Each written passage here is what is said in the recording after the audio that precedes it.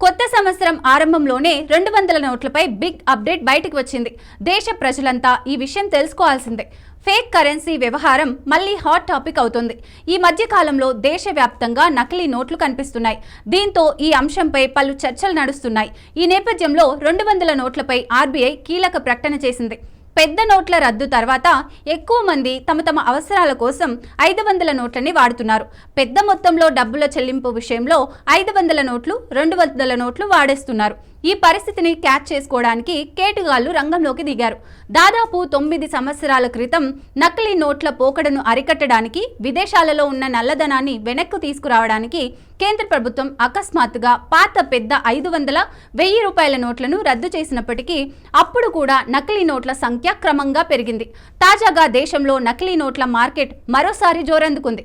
పలు రాష్ట్రాల్లోని మార్కెట్లలో 500 రూపాయల నకిలీ నోట్లు, 200 రూపాయల నకిలీ నోట్లు కూడా వచ్చాయి. దీంతో మార్కెట్ నుండి నకిలీ నోట్ల చెలామణి తొలగించడానికి ప్రభుత్వం అన్ని విధాలా ప్రయత్నాలు చేస్తోంది. ప్రస్తుతం 500 రూపాయలు, 200 రూపాయల నకిలీ నోట్లు మళ్లీ మార్కెట్లో హల్చల్ చేస్తున్నాయి.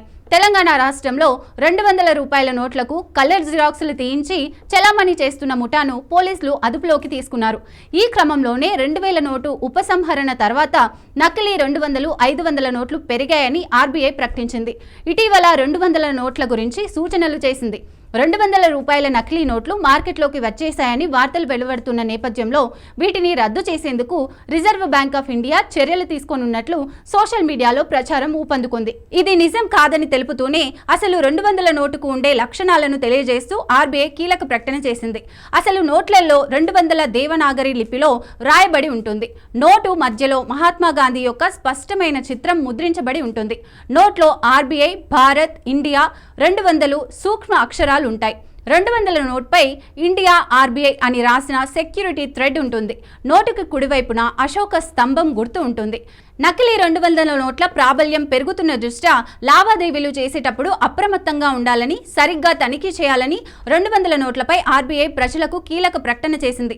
ఎవరైనా నకిలీ నోటును గుర్తిస్తే వెంటనే సంబంధిత అధికారులకు సమాచారం అందించాలన్నారు.